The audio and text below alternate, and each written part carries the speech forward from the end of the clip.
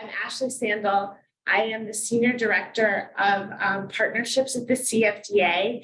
And in conjunction with my colleague, Sasha Brown, who's the Director of Professional Development, we're so happy to welcome you all here today, both in person and remotely, for a professional development seminar with our longstanding partner, CBIX. They've supported the CFDA in their mission for many years. And today we have Jay Silver and Eric Seaman from CBIX. And with that, I will let them begin their presentation. Thank you. So I'll take this off a little bit. Welcome. Thank you everyone for coming. Thank you specifically to the CFDA and to Ashley and to Sasha for helping us organize this. We've been partners with the CFDA for, I believe, a little over 8 years. So it's been a great 8 years, and I look forward to continuing to partner with you all. CBIX is an accounting and consulting firm. We have offices in most major cities in the US, and out of New York, we have our apparel practice. We service our clients like a boutique firm. My name is Eric Seaman, and I handle business development for CBIX out of the New York office. I work predominantly in the apparel industry with Jay Silver, who is to my left. And I also spearhead our working relationship with the CFDA. Moving forward, if you would like to get in touch with us and ask any questions, please feel free to reach out to me directly. Make sure that you have my contact information. So Jay is our apparel practice leader, and he's also out of our New York office. He joined the company in 1992 and has more than 30 years of accounting, auditing, and consulting experience. His consulting experience includes inventory management, third-party financing, and cost reduction, logistical planning, and implementation. And Jay also has extensive experience securing various parties for licensing deals and royalty activities. So before we move on, Jay, anything you'd like to add about apparel practice? Well, thanks, actually. We just as a little bit of background. Good morning. Just as a little bit of background, we've been in this business in the, I'm going to really segue just towards the apparel designer business for a very long time. We were the premier firm in New York, probably 45, 50 years ago in terms of all designers and not just designers, but apparel and textile. So we've really grown up with quite a few designers who are very prominent today. We still represent them, but we also like to represent and we like to give back. I call this giving back. We like to represent up and coming designers, young designers. That's why we love this partnership with CFDA. So as we go on, we'll talk a little bit into detail, but our approach is more very practical. We can sit here and talk about some technical aspects, but we try to tell you, we try to communicate exactly what's going on in the market today. And by today, yesterday, we were meeting with bankers and lawyers who are representative of the market. I still handle quite a few clients within the apparel practice. What is it? And we try to give current updated information, really try to make it up with what your business is. So that's our goal today. Our goal today is going to say, where is the market today? What should I be worried about? Is it changing? And kind of take you through that. Great. So just some minor housekeeping. It's going to be about an hour and 10-minute presentation. Hopefully we'll have time for a Q&A afterwards. As I mentioned, we're going to try to keep questions limited to in person. If you're on Zoom, feel free to write your questions into a little chat box and we'll get to those at the end. Office hours, we've already kind of scheduled them all in person after this event, but after we finish our little conversation here, if you're interested in speaking more directly on a one-on-one basis, please reach out. We can definitely schedule something, once we're back in New York, we can get something on the calendar. And we can do it an hour or, half hour, we're doing an hour Zoom with you. Yeah. I'd love to do that. Yeah. So, all right. So jumping right into it, if anyone is familiar with CBIX and the events that we've done in the past with CFDA, a lot of them have been around the topics of common pitfalls with designer brands that they might face at varying stages of growth. And this one's going to be a little different than that. We're trying to go in a different direction. And as Dave mentioned, kind of talk about the marketplace today and where we're heading in this kind of uncertain future. So with that, I'm going to just turn it over to Jay. And can you talk a little bit about the current state of the economy with respect to apparel, designer, and luxury markets? So yes, I can. there's so much uncertainty out there, and I'm sure you're all feeling it. And when we talk, and I have the luxury of representing from low end all the way to high end luxury brands and distributions from Neiman's, Saks, Net-a-Porter, all the way down to Walmart. So I kind of see the gamut of what the market is like. And we have clients who are very successful because they're doing large volume. We have clients who are on luxury and high end who are doing very well. But what we're seeing in today's market is uncertainty. And I'm going to start with the uncertainty and I always start with the financing people because they're really the ones who are in the cutting edge of what the retailers are doing. And they're the ones who are trying to predict if their clients will pay their bills or pay their loans back. So we're seeing excess inventory, which we're going to talk about that. Everybody has so much inventory.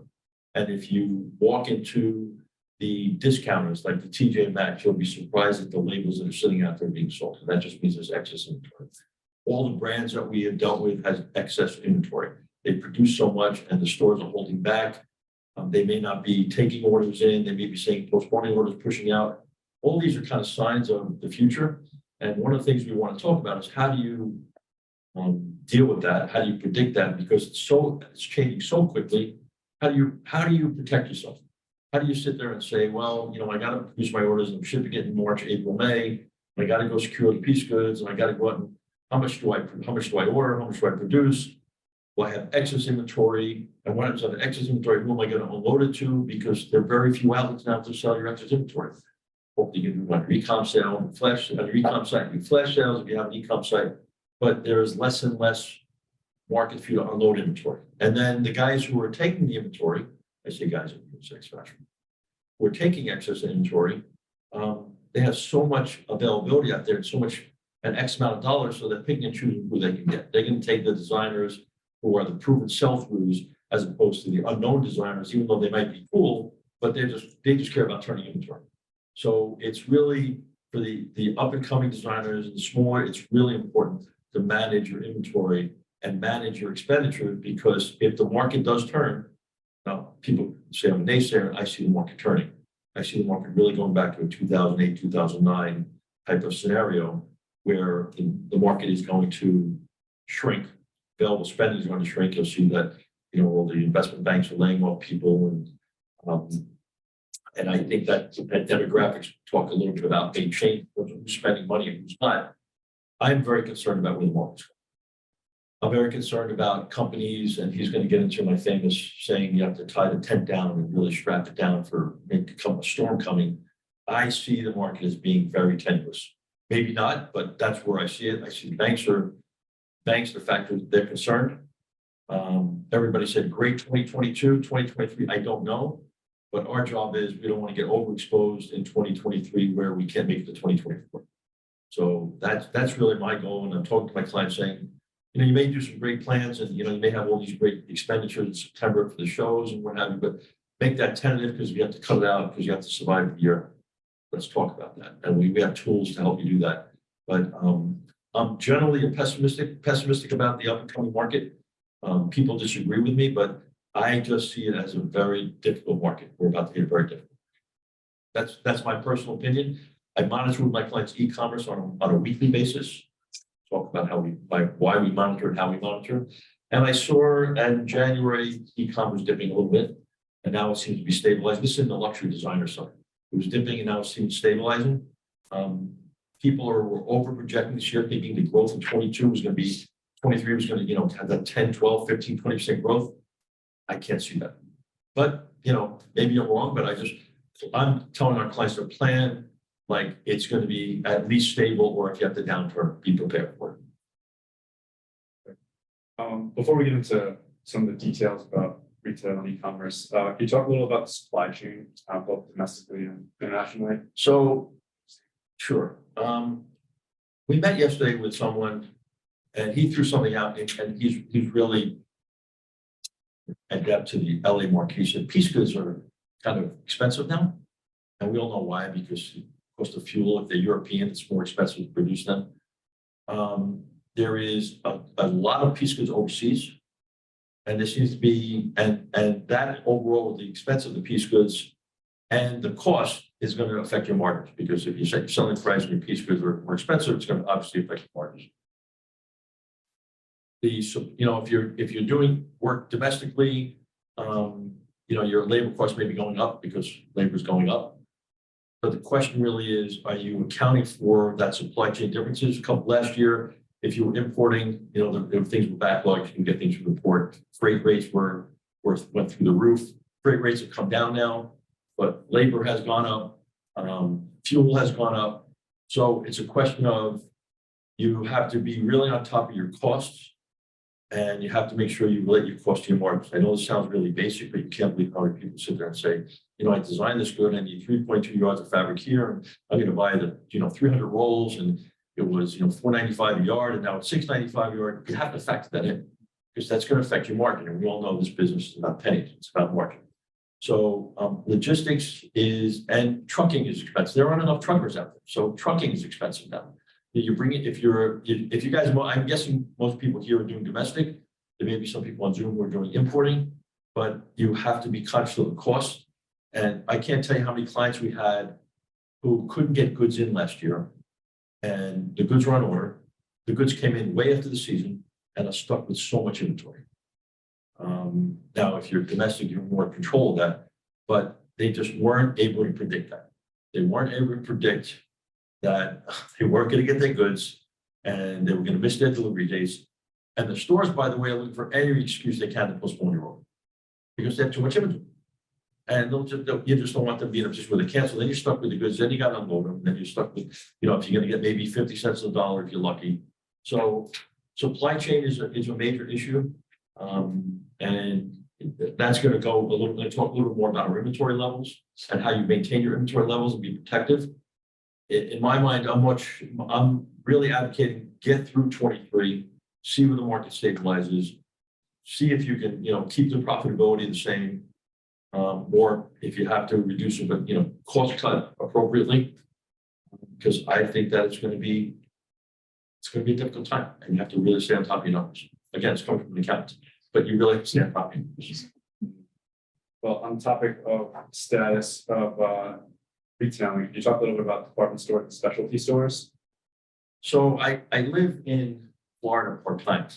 And last week I went to Bell Harbor and I walked around the stores. I looked at the design, I went to the designer floors.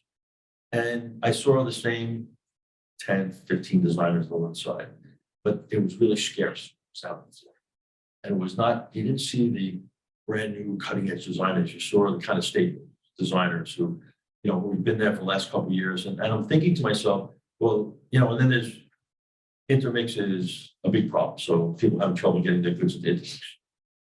Net-a-Porter, I know that factories are charging extra money Net-a-Porter. So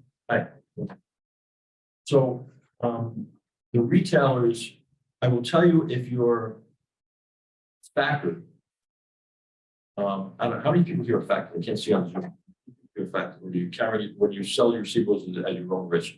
It's most people here at your own risk. You're a factory. Selling your own risk. Own risk, yeah. So it's really important that you ensure that who you're selling to has credit worthiness, because there will be stores I think the stores are having a hard. Now you guys are in retail, so you in LA, but I don't know how your other stores and where did you say? In Nashville. So I don't know how that store is doing from a retail perspective, but it's a trying environment out in the retailers, and I think that you have to be very careful with who you're extending your credit risk to. So I see the retailers stuck with a lot of inventory. They're managing inventory as opposed to managing their selection of merchandise. So even on the low end, they'll miss out for basics because they're managing inventory levels. So you have to almost convince the retailer why they need your product. And I have a staples commodity type client who went to a major retailer and said, well, you don't have any of my product on the floor, and it's a basic, you need it. And they didn't even think about it because their addict is managing inventory, bringing inventory levels down. So it's a harder sell. And for those of you in showrooms, those of you speaking to your buyers, I would talk to them about it. Say, look, be cautious of excess inventory, again, I keep using that word because excess inventory is going to choke you, and the retailers have too much inventory. And the retailers are trying to unload the inventory. And if you go into even the discounters have a lot of inventory. And there's little variety in the stores. If you go to the stores, you'll see that there's not a lot of stuff. I was really surprised. I mean, the new stores are a little more robust, but there was not a lot of product in the store. So I think the retailers are adjusting, and they probably will adjust probably after the season, but I think the retailers are really adjusting now in terms of selection and in terms of inventory levels, which means for us, less sales. Does that mean more e-com sales? I don't know. We talked that for a little bit, but it's just, you have to be conscious of that. If the retailers have excess inventory, what does that mean? If they take your goods, are they going to give it back? Are they going to ask for markdown money? Those are the things you have to be very, very conscious of.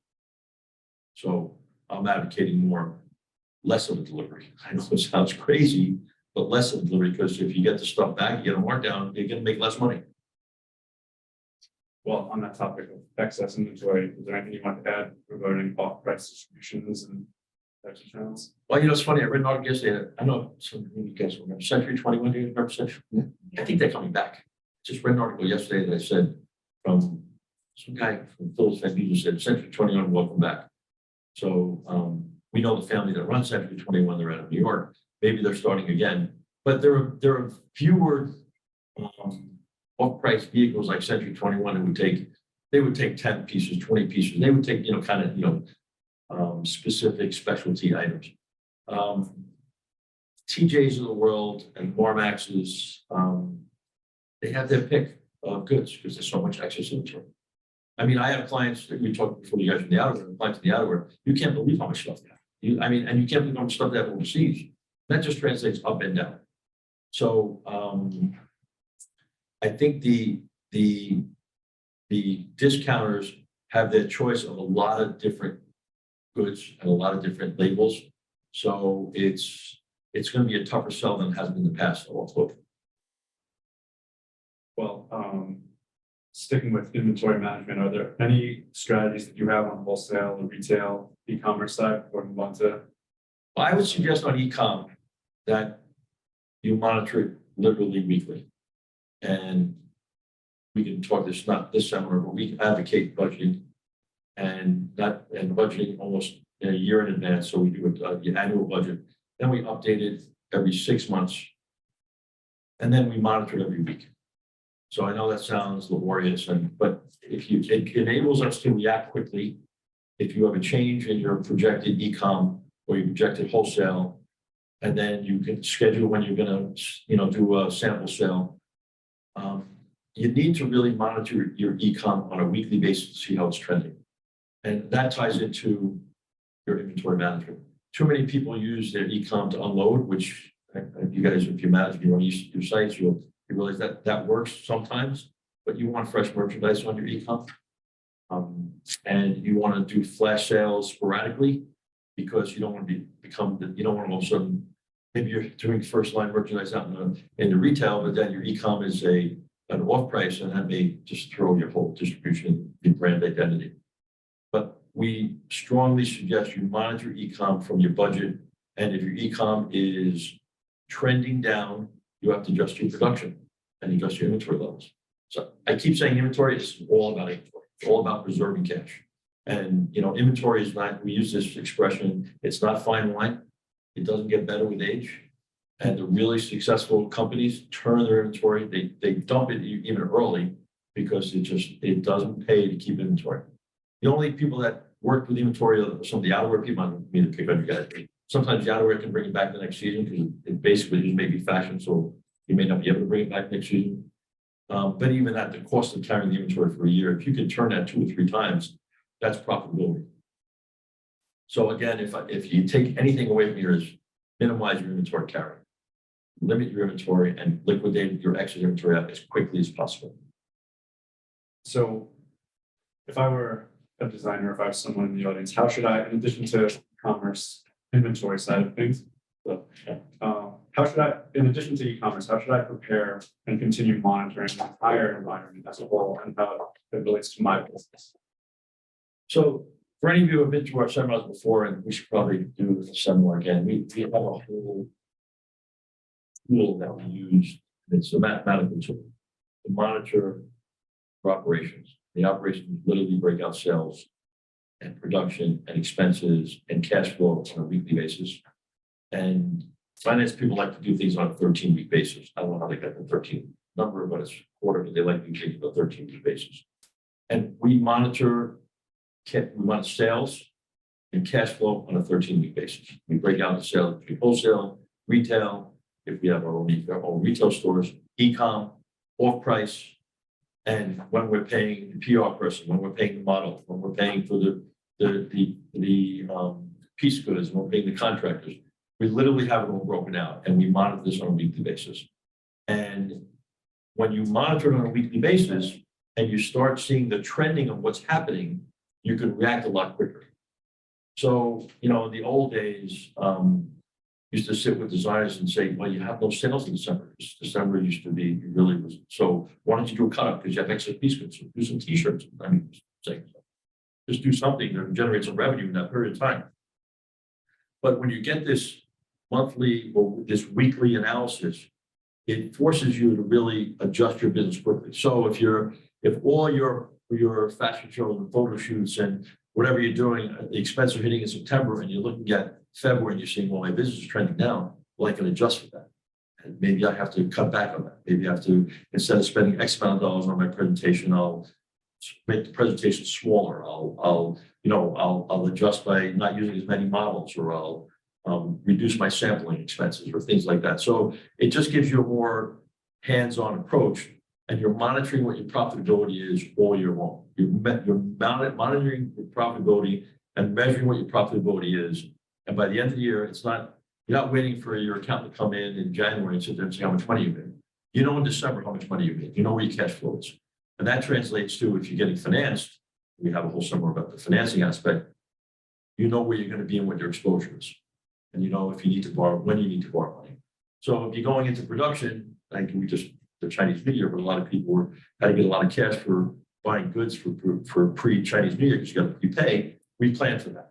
We plan on when we need the excess cash and when we pay back the finance people, whoever we have to pay back. So it's really, it's basic, but it's that tool and monitoring weekly, and the discipline of monitoring that on a weekly basis is very important. And it really helps you understand the business rhythm of your organization and when the cash, and then you can sit there and say, you know what, I got to pay this factory, but maybe I can stretch it out for 2 weeks because I'll pay this guy. And you can monitor it. You can, what I call the rope-a-dope. You can pay some people and not pay some people, but you have it organized. You have it laid out specifically on when you're going to pay everybody, and you have it laid out when you're predicting when your revenue is coming in. And if you see e-com start trending down, you can adjust that accordingly. Or if you're investing a lot in customer acquisition for e-com, again, you can adjust, or you can expand. So it's a great tool that literally sits in the beginning. It sits on the founder's desk right next to everything else in the corner of the desk.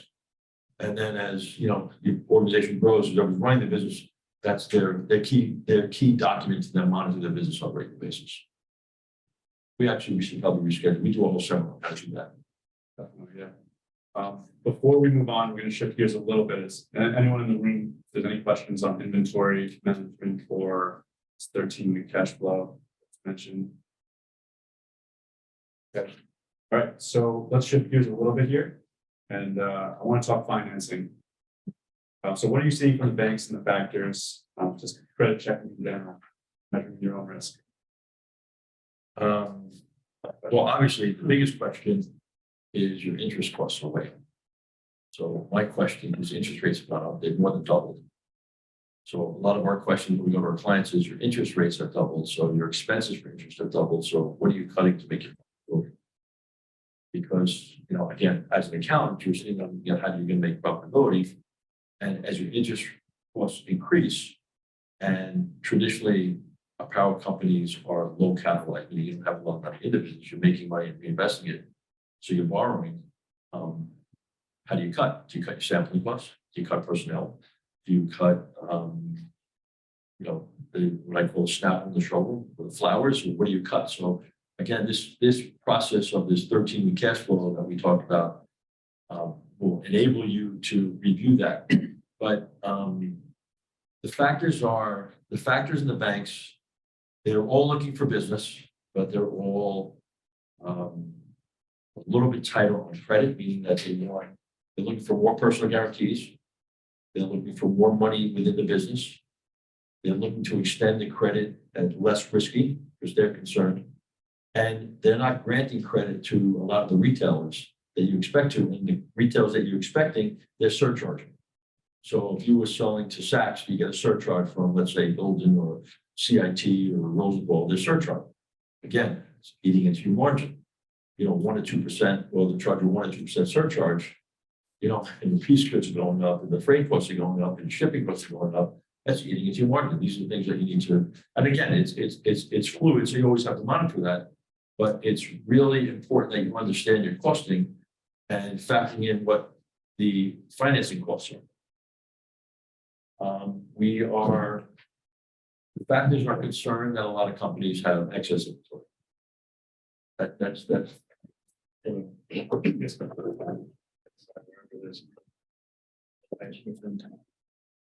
That's.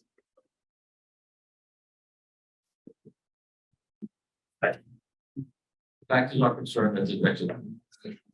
So, with that being said, and the factors are they will start raising not only their interest rates, but they'll start raising their costs.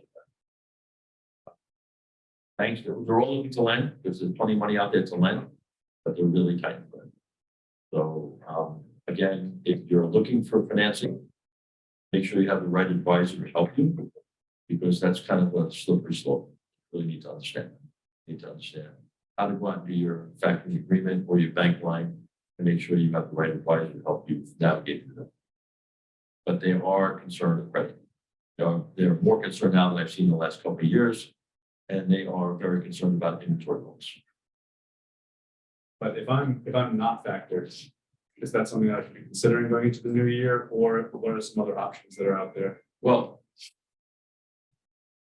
in general, I would say, depending upon your size and your customer base, with this environment, you can't afford to take any bad debts.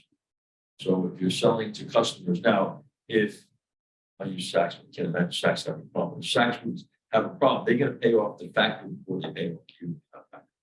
So the factory is guaranteeing the receiver. It's a cost of business that, in this environment, I think it's very important. I think you want to make sure you're protected. You're working so hard, and everything is so difficult to get the product out, get it on time, get it to the retailer. You want to make sure you get paid. And if companies that are not credit guaranteed, I'd be very, very concerned about shipping to, unless you're getting your credit card prepayments, or this is terrible, but assume that you can afford to lose that receipt when you're going to ship that, because it is really a slippery slope in terms of what retailers are out there, and you don't know what the retailer's financial issues. And there's, for example, in your market, Hilton is the king of the market, and they really understand who's paying, who's not. And if I have a client who's factoring Hilton says, don't ship to those guys. That's the Bible. Like, don't ship, because they have such a handle on it. I mean, I do this full time. They have such a handle on it, and they're better than anybody else in that market. They have such a handle on those retailers.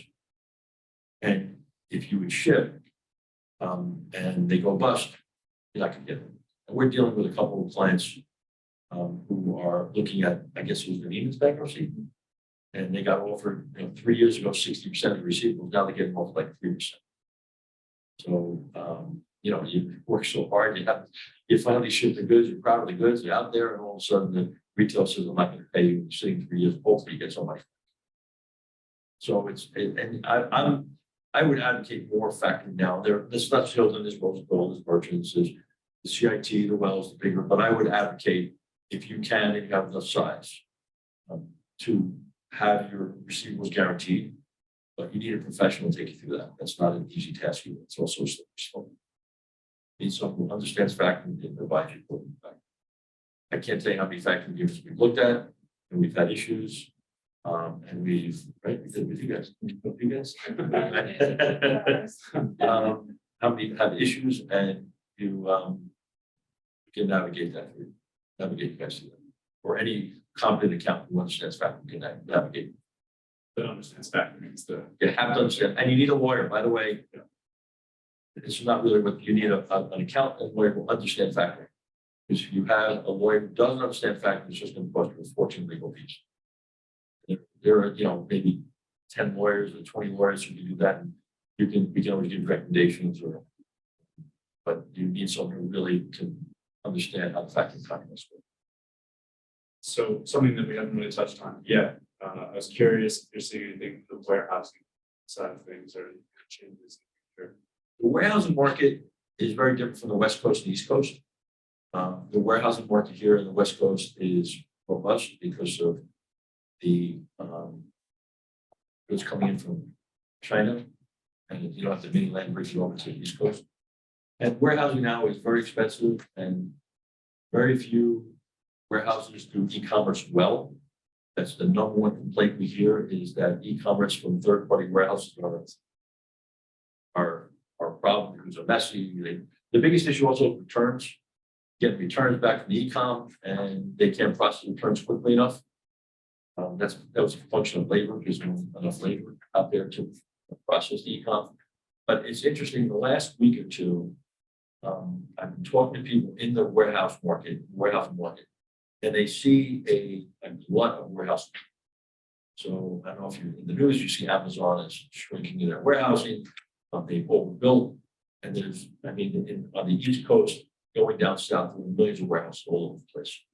So they see a excess warehousing market, so which may drive warehousing prices down. Now, however, the problem is labor. So, we have clients who want to build their own warehouses, and we're just looking at a client who wants to build their own warehouse in South Carolina, and the government's giving all kinds of incentives. They want to build, but yet when we found out, we did some more research, there's no labor. So we could build a warehouse when you can't get labor.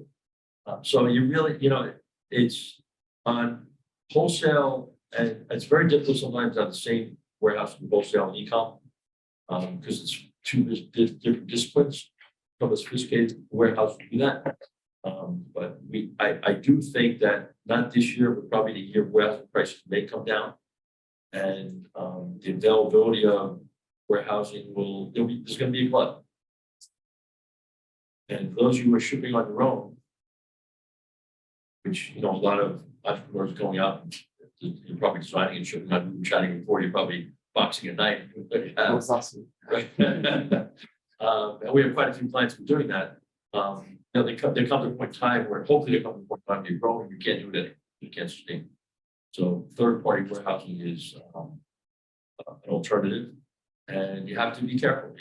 Be careful. You just have to do your diligence. You get as much referrals as you can. Find out other brands that are there. Go visit the warehouse, see the other brands. Call the people who are in that brand. Say, tell me what do you like, what you don't like about the warehouse. Probably had 3 or 4 clients who have changed warehouse within the last year and a half. Not for wholesale, but for e-com. It's just wasn't being processed properly, and returns weren't being processed. Because remember, on e-com, the return rate is so high, and you want the goods to be able to come back, and if they're fresh, you clean them or whatnot, you want to be able to put them out right away. The longer it's in your warehouse, the less money, the more money is going. So you really want to just do your diligence on the warehouse, and the best way to do diligence is to go in the warehouse, ask them to take a tour, see what brands are there, and then call the brands. Say, guys, how do you like this warehouse? Tell me what the pros and cons. Ask them how they deal with returns. It's always a problem. So this next topic, it's kind of a tough one, but I wanted to talk about worst case scenario. What that worst case scenario is, knows. First time that I saw it, working alongside you was the beginning of COVID. You called it a few different things, but tying down the tents, really putting your business on ice. What do you do if you kind of hit that wall and you realize, we need to rein everything in and really take a look at the entire business overall? Kind of, what are the first few steps that you should take? Well, I think the first step, if you anticipate there's going to be a problem, it's the same as if you're running your business normally. Do this, what we call this 13-week cash flow. And again, you're monitoring and you're sensing where your business is going on a weekly basis. And you're sensing when your salespeople are bringing the orders, when your buyers are coming back and asking for chargebacks, or when you're reading the retail reports and you see that your stuff's not selling through. It's a matter of how do you control your costs. The hardest thing in the world is to sit there and say, especially if you're creative, I got to buy less samples. If I want to present 42 items on the line, and the bean counters come in and say, can't you present 15? Because the cost of presenting so many deliveries from Monica is that very common. The cost, and I'll tell you a little trick with that. But the cost of presenting that and bringing so many more samples is just the astronomical. By the way, with a downturn, if there is a downturn, there's opportunity. Because there will be people available that you can upgrade. Now, it's kind of tough thing to tell people, but that you can upgrade your staff. And may have been difficulty hiring, and maybe you need a super production person, maybe you need a great, merchandise. If those people become available, there are some very big brands now that we know of. I can't say who they are that are in trouble, and they some really talented people. Those people will be available. That's a great opportunity to bring in some seasoned professionals in your organization to help you propel you to the next level. So there's opportunity when there's a downturn. But the downturn advice we give, whatever we sense problems, is go back to that 13-week cash flow. You look at it on a weekly basis, and religiously, you set a meeting every week. I have one client, maybe they're on Zoom, I'm not sure, that we meet every Tuesday, except today, because I was here, at 11 o'clock for an hour and a half. And the founder, and they've grown to a large organization. The founder's on that call every single week. She stops her design schedule, she stops whatever she needs to do, and she gets on that call. Now we've gone through retail expansion, e-com expansion, European expansion, and all that's planned.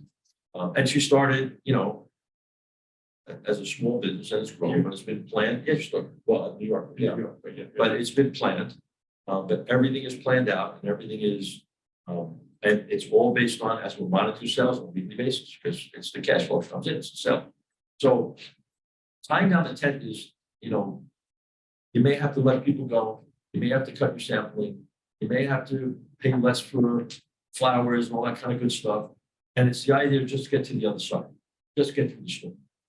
It's really difficult. And sometimes you need that professional to sit there and say, okay, come on, you really need flowers. You may say, yes, I do need flowers. Okay, but what else are you going to give? So in the end, you can cut all these costs, but you're going to put more money in the business because the bank's not going to give you any more money. The fact's not giving you money. Your friends and family are not going to give you any more money. How are you going to, you have to put the money in. So it hits reality very quickly because the 13-week cash flow tells you when you're short of cash. So what do you do when you're short of cash? Either you put in more money or you postpone vendors or, you liquidate inventory if you can.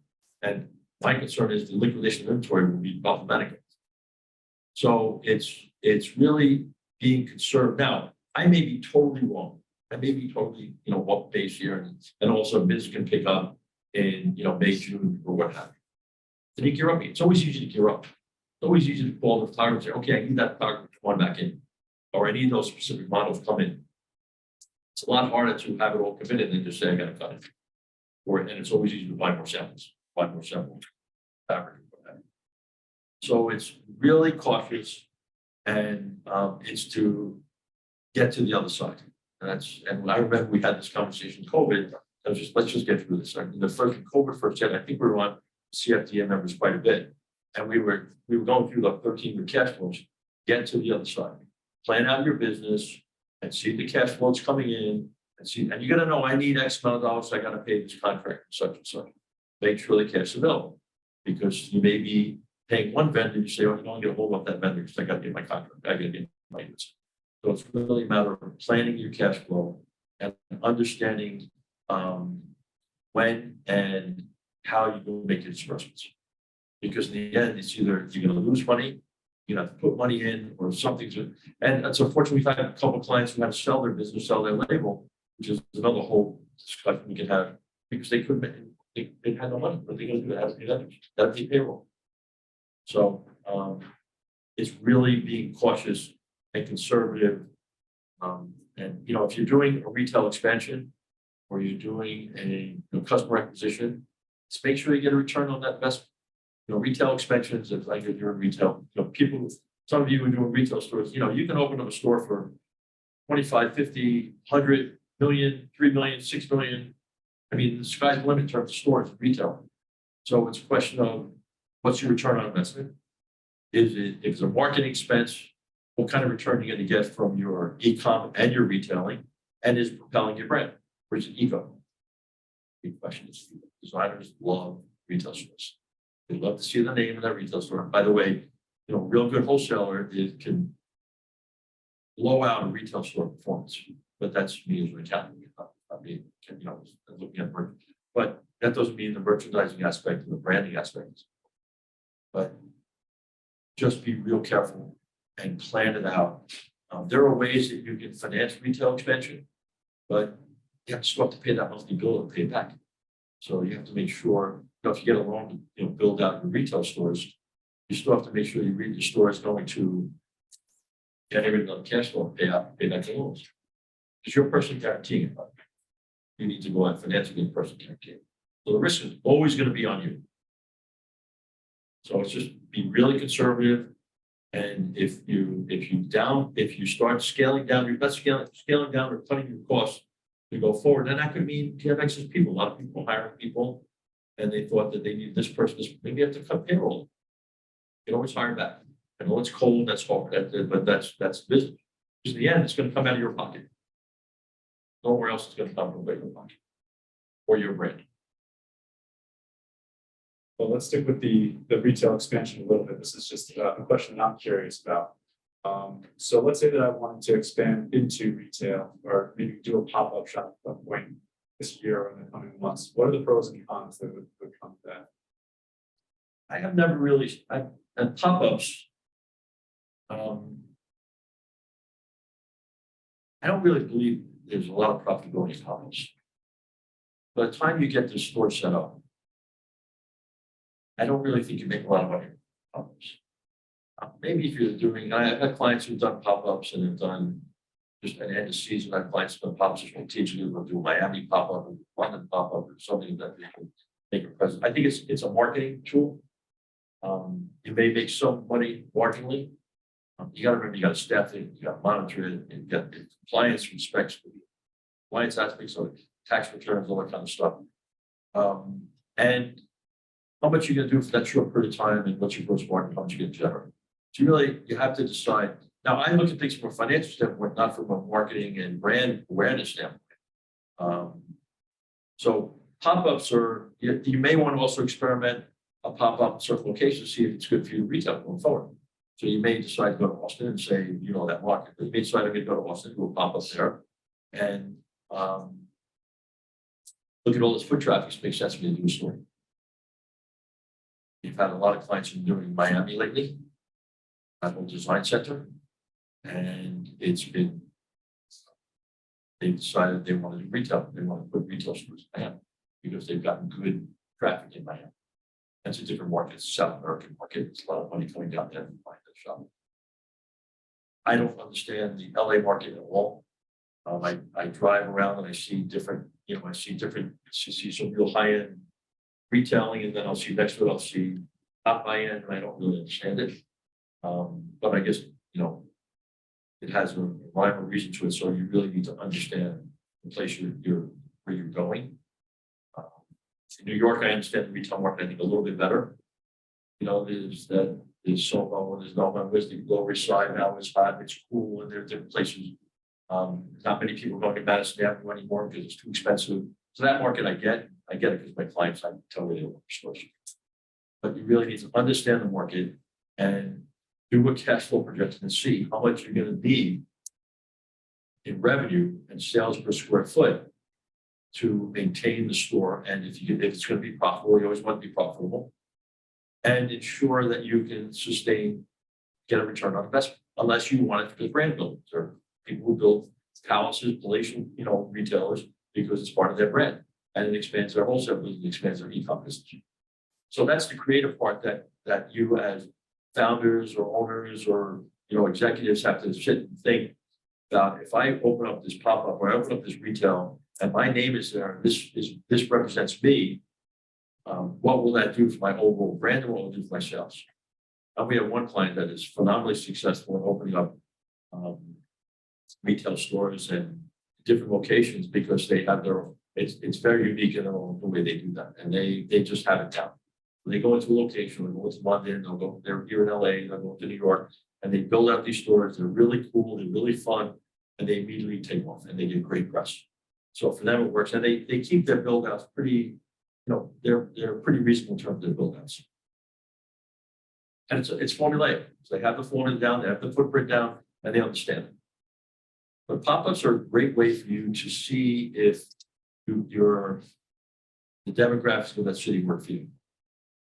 So, it's not just LA and New York or Miami, there's Oklahoma. It's, it's always, used to have clients say, that dress, I want that dress to sell in Oklahoma because it was selling in New York and selling in LA, but it's not going to sell in Middle America. So pop-ups are a good way of testing the market. We met with a couple of companies that are doing that you can do a pop-up through them. They'll actually do the whole logistics of the pop-up, they'll do the whole retailing aspects of it. I don't know how successful that's been, but we've had a couple. It's an interesting idea that they'll do a pop-up for you in a selection. And I don't know what they take. We haven't really studied it. But that if it's about you finding out it makes sense from the demographic standpoint or from a geographic standpoint, it may be something you should look into. Because a pop-up costs you 30, 40 minutes to build out. And you don't want maybe just one four-way ratchet. I don't know. Depends. That's what your brand says and how you want to communicate. But you talked about the formula, cash flow, building out a new retail store, and then you were also talking about the 13-week cash flow. So do you recommend kind of splitting up individual cash flows and then having them all flow up into one? That's technically, you always want to budget for the retail, and that total cash gets supposed to 13 weeks. So if I know I need $100,000 to build out the store, I'll put that $100,000 in 13 week when it's due. But on the retail store, I'll break out, I need this for flooring, for shelving, for lighting, for air conditioning, disability compliance. It's a very big thing, California. People that walk around and say the company's not, if your store is not compliant with disability, they actually sue you. And they go from store to store. We've had a couple clients here, they don't have that, I'm sure. Those who have retail stores that experience that, I'm sure. But no, it's a subset, if you will. So we've crossed the 50-minute mark here. I have asked all the questions that I had. I don't know if there's anything. But I mean, if there's questions, I don't know if we have any questions on if you guys have questions or something, we'll stay after. So you talked about finding the right advisor if you're looking for financing. How do you suggest one going about that to make sure they're the right advisor? The financing is who you're selling to and making sure the factor can grant you credit to those stores. So what a factor does know is you sell a product to a retailer, and the factor actually buys that receivable from you, gives you money up front, gives you 80% of it up front or 70% up front, and then when they pay their bill, they give you the other 30%. They charge you interest. So there are certain factors that are really good with certain retailers, but they're expensive. There are certain factors that are good with other retailers, and you have to make sure that they understand your business as well, because your business is unique and not unique. It's unique that if it's designer or whatever, you're going to sell to certain retailers that Ralph Lauren may not be selling to, or that Jockey may not be selling to. So you want to make sure it's who you're selling to that the factor understands that market. An advisor, you truly need an accountant and a lawyer who understands this business and been doing it for a while. You can't have someone in this, and there are quite a few. There's some great competition out there who are very competent and understand the market, because there are things that they can just tell you that another accountant or another lawyer won't. And it is a specialty. I mean, I don't really do other industries. I dabble in other industries, but I just do apparel, textile, consumer product because of the nuances of the finance. So where are you located in LA? Oh, there's tons. We can help you and give you list of people that help. And they're very decent people. We have a Zoom question. Do you have any tips for direct to consumer brands? Tip last year was customer acquisition was well worth it. Cost for, you can actually measure, you need the right marketing group. And we have clients who are doing the right investment in customer acquisition. It's expensive, but it was you got a direct return. Keep the site, the site has to be fresh. And what we have been finding on direct consumer is when we promoted the site, promoted the brand and lifestyle, we get a response very quickly. So if the designer or the people who works on put out some sort of presentation or some sort of message, you get a direct response, a direct result. The other thing we found is, and I can't believe I'm saying this over the last couple of years, that your own retail has really helped e-com tremendously. So in the old days, we used to say, stay away from retail, you're gonna get killed. But now retail is a tremendous vehicle to enhance your e-com. So we're finding that whenever our client opens up an e-com, a retail store, see an immediate effect on your e-com. And you get the floating market, right? You get the double market. And so, your question. Well, I just wanted to know what you meant by retail, but you said First of all, that affects it. So what you mean literally is people coming to the store, then they end up obviously visiting the website to look at more stuff. Or the store, there's PR in the store, they get whatever their brand recognition. I don't understand the psychology of it, but we do see retail, bricks and mortar retail increase e-commerce. Maybe they're busy and they feel the product in the store and they keep walking, but they already have the website up on their phone. But you don't see it the other way. So for example, if you don't have both and you want to start both, set up your e-com and then open a store. Yes, we do, but it's hard to tell if e-com, I guess you do. I guess we have seen clients that have done e-com, opened up retail store, and overall their sales have grown. So yeah, I mean, you have to whatever starts first. But yeah, the combination of the two is absolutely vital for growth in both markets. So when we analyze we try to have our clients analyze each retail store separately and e-com separately to look at margins, look at what your sell-throughs are. Is there a different return rate on e-com versus a different return rate on retail versus wholesale? So we try to, and there's all kinds, depending on what you're selling. Also, if you're shoes, you got all kinds of returns, and you have to measure return rate. But we try to monitor. But whenever we see a retail store open, your e-com is getting boosted, and it's fascinating because it's sometimes it's considerable. I guess it's just brand recognition. What about financing on the e-commerce side? Like if there's like Shopify, PayPal. So you can talk because you've done some of those for us. Eric has helped us with some of that. Yeah, I mean, it's definitely an option. I think that a lot of people sell on Shopify and probably get bombarded with emails from them saying, we'll give you this amount of money right now. It's a great option. There are other alternatives out there, and you kind of leverage one against the other. But if you can put that information into the 13-week cash flow that you've kind of talking about since the beginning, and it makes sense, then I think we say absolutely go for it. And it's expensive, but at that point, you don't mind paying the 9, 10, 11, 12% interest over the short term because you need the cash. But there are a couple, Eric actually found these lenders.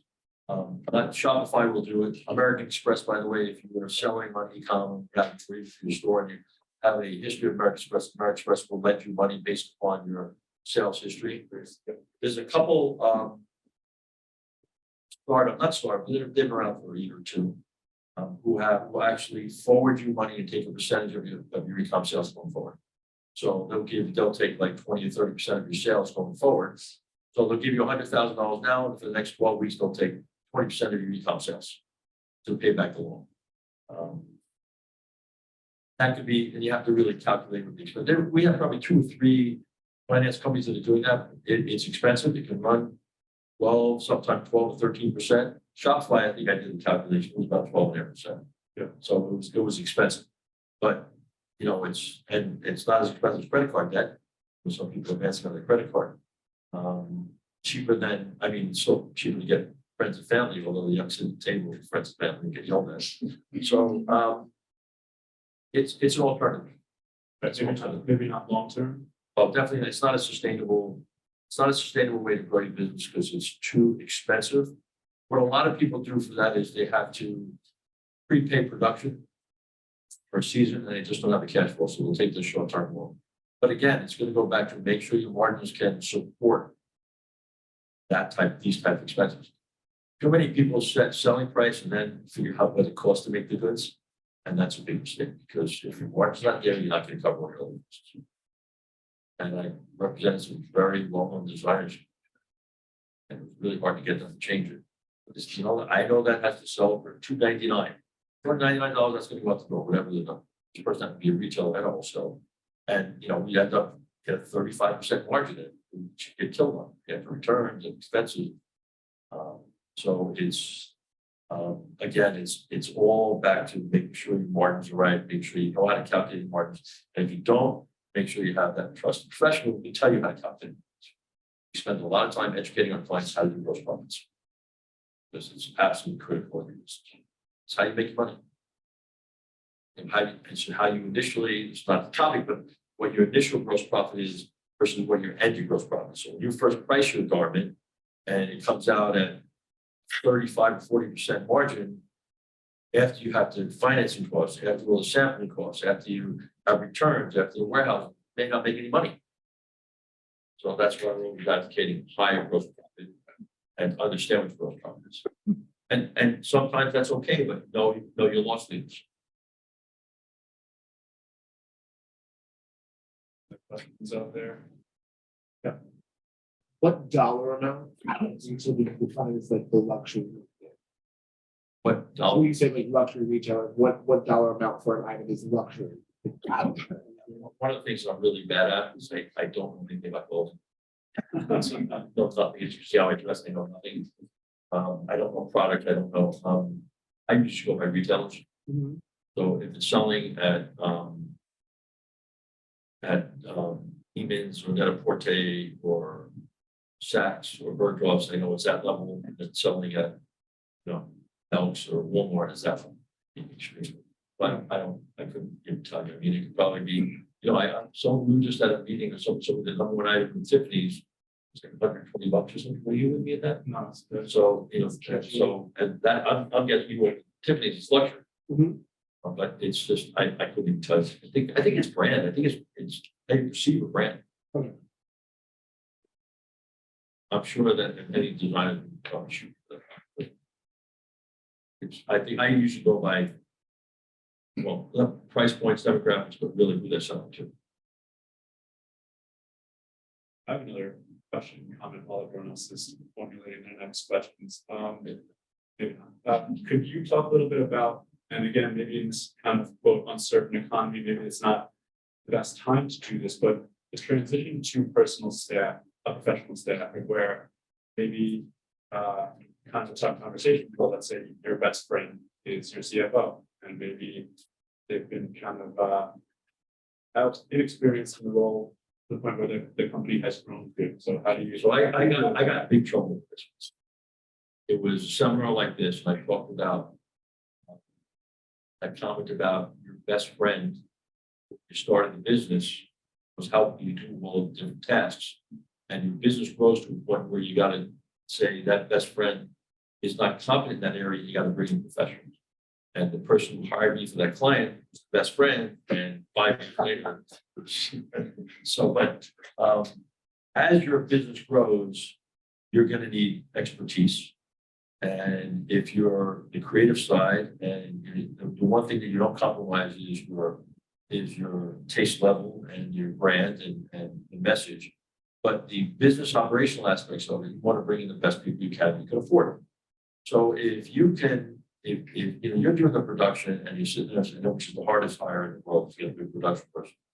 Imagine taking the production off your plate and having a real good production person that can really drive prices down, get the good product, understand your taste level, understand bringing the goods in on time, And the person who's doing it now may have been your best friend from high school, or the intern you had who worked with you was really super bright, did a great job, but can't get you to the next level. So there is this progression as your business grows that you have to start transitioning what I call your manager to professional manager. So think of it as someone who's just doing logistics. You have someone who's doing logistics forever who really understand what freight companies to use, where to bring the warehouse, when to get the goods, when to schedule, when to get it out to the stores. You're doing it forever, have this down to a science. Or you have, the intern who is super great, highly motivated, but has no idea how to do it. And I think there comes a point in time where you have to transition to that professional who knows how to do that. The other thing that we talk about that I've got in trouble for is there is a time where that best friend or that person who's come up through the ranks has reached their, it's called the Peter principle, reached their level of competence. And you need to bring in a professional, maybe bring in a president, which is really tough one, but that's when companies really grow. So you get to a level where you just can't do everything. I mean, you imagine your business doubles, triples, quadruples, and you just can't handle it all. You just can't. You can't make sure that things are getting shipped out on time. You can't make sure your returns get processed. You can't make sure the models are booked. You can't make sure that the photo shoots, who's doing those airline reservations. And you want to make sure you have this and all these wonderful things. And your assistant sometimes can handle it, but they come to a point where, I have a client now, they're in the midst of a license negotiation. And 10 years ago, the principal of the company wouldn't want to be involved. There's no time. So she has this very competent president who's negotiating their license. Probably on the line, so don't get that. But she's having a president negotiate a license. So she's paying the woman a lot of money, but the woman is well worth it. She's a seasoned professional, but there comes a point in time where you have to start, you transition to that level. And that you know it when it happens, and it's in your budget, it's in your 13 cash flow. What's the next personnel? You have different investments every year. You look at different investments. I'm going to invest in e-com. I'm going to invest X amount of dollars in customer acquisition. I'm going to invest in infrastructure. I may need a new computer system. I'm going to invest in personnel. I may need, the right production person, the assistant production person, or merchandise, or I need an accounting staff, or I may need an assistant because I just can't do all this stuff. And that's all within this, we call this 13-week cash flow that translates to an annual cash flow. We budget it and we adjust. If the business is improving, we can increase it. If we see it's trending down, we adjust it. It's vital. It's vital. Any companies that are growing and are successful are monitoring their cash flows, are monitoring their expenditures regularly. I can't stress that enough. And it's the last thing that founders and creative people want to do. They just hasten them and go do this. But they like when they're successful. But it's a pain in the ass. Other questions out there, comments? That you guys are seeing out in the market? Back to the whole payment thing, you see about factoring and such. And obviously the reason why there's factoring is because the agencies come to the point where, a retailer would buy from a brand, whether you're small or huge, and this is obviously worse the smaller you are, but they 60 days, 30, 60, 90-day time, etc. And then you have the issue of are they going to pay you or not? Or are they just going to be really late? It might be in a 60-day time, but then they take 6 months to pay. There's nothing you can do about it. Right. The thing you can do about it is get a deposit up front, which is what we do a lot of the time, which Which is the cheapest way to go. That's the perfect way to finance. right. But the problem with that is slower growth through wholesale, because a lot of wholesalers don't want to do that because they want things their way, which is better for them. Is you give me a 60-day time, whatever the time is, but then you're spending 4 months creating this product, and 3 months into you making it, and you spend all the money buying your fabric trims, etc. And since you're not coming, you're prepaying. Yes, exactly. So it's not a fair system that we're prepaying. Like I can't get a note to ship in the fabric unless I pay 100% for the fabric. Right. But then the store wants to wait to pay me and not pay me for 6 months. And then the problem with that, which happens to all brands, I'm sure people have had this, is they cancel the order, they want to change the order. So then you're stuck. producing for them, you spend 20 grand on their order and they just don't want it. Which obviously the deposit thing, they will always want it because they've already spent money on it, they're not going to get back if they cancel. So do you see over time in the years to come, maybe the agency could go back to that system, because personally, I think that's not fair. Well, it's always been like, The other way. I've never seen it different. It's always been like, you made it, it's Right. always been, Either way it is now, so you're saying. yeah, it's always, that hasn't changed, the factories. Well, I'll talk a little bit, as you grow and as you develop relations with your vendors, which is another thing to think about. And your vendors start to trust you. Look, if you have a good vendor, who you trust making your product and it comes out the quality you want, and you have this relationship develops over time, they will start, you hopefully get them to give you extended terms. And a lot of vendors made a lot of companies survive during COVID because they were extending their term, whether they liked to or not. You weren't paying them, but there were people that were working with design house saying, okay, I'll give you 90 days, or I'll give you 120 days, and they would extend their term. But as a startup, it's this difficult problem where you have to prepay. You got to ship, and then you got to wait 60, 90 if they pay, Right. and then they return, they charge. So if you have the first level is you beg, borrowing, and stealing to do whatever you can to make those deposits and make the goods. Friends and family, credit card debt, all that stuff. I mean, you're doing it just to get established. As you get past that level and you start to get a little bit more established, there's two types of financing. The first is purchase order financing, and the second is factoring. So purchase order financing is, let's say Saks loves your stuff. They're going to give you an order for $15,000. And you're saying, this is great. How am I going to finance it? I got to go out, I got to buy $20,000 of piece goods. 100,000. I got to buy the piece goods up front.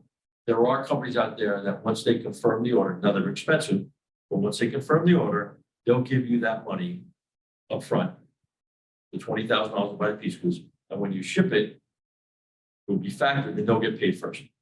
So the factory, once you ship, the factory pays you immediately, or 80% of the receipt, and they get paid first. So that's another way to start rolling your cash flow. But there's no, unless you have money on, you're putting a lot of money invested in the company, or it's friends or family. That's the big dilemma. How do you get past that production, prepaid?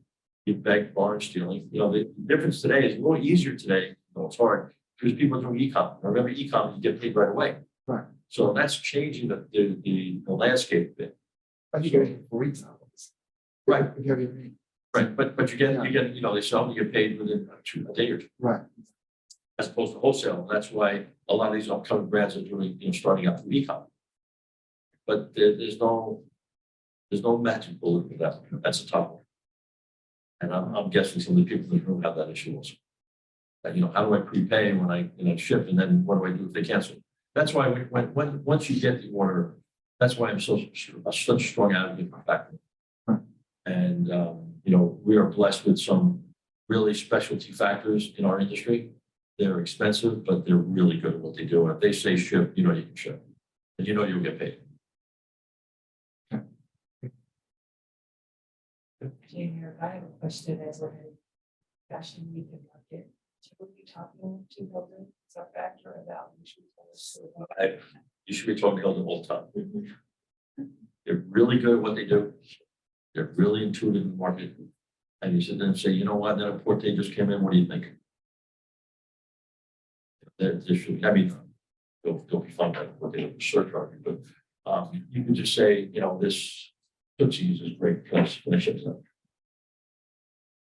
You really should be talking. When you have a good relationship with your factory, it's vital because they will tell you who to ship to. And you brought up building, they're really good at what they do, really, really good at what they do. And they'll steer you in the right direction.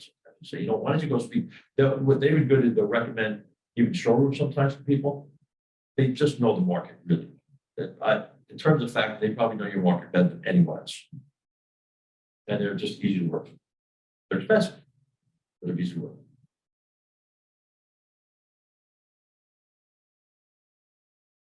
We are available. I give out my card and we'll close up. We get a list of 7. We are available to chat again. You can always hop on a Zoom with you guys and chat if you want. Any information you need or any way we can be helpful. We actually enjoy this because as I said, it's a way of, I love to see up and coming brands grow. It's a lot of fun for me. And a lot of the struggles you have, sometimes we can, it's not that we're smarter than everyone, we've just been through it a lot. So we can give you some tips, hopefully to make it, a little bit easier selling. And we can give you some nuances of the market. That there could be, a couple different factors come up to you just for factor or a lawyer. And we had someone who was going through a contract with a backer, and I was listening to Lauren as the wrong stock as someone else. Or, I can't get my goods out of they're stuck in customs. How do we help? We had that issue with, there was a customs issue last year. That was goods were, can't remember, there was a customs issue that I'm a member of the lobbying group in Washington DC for all the trade of footwear. It's a footwear association, footwear and apparel association. Yeah, and we got in touch with the person who was lobbying in Washington. They got in touch with the person who was, in charge of who was, securing goods and locking down goods to investigate them. And because we being held in customs, and we were able to find the right people. So we're really good in terms of within our industry, we can help. So use us. That's why we partnered with CFDA. Yeah, I think most importantly, for me especially, it's just important for us that you all know that we're available. I mean, I think that sometimes you might feel like your problems are huge and you're going through this alone, but a lot of They are huge. They are huge, but a lot of the problems are fortunately or unfortunately the same. And we've seen a lot of it, I would say all of it. It's always changing. But specifically for the CFDA and our members, we love talking with all of you and helping out and supporting you however we can. So it's our pleasure.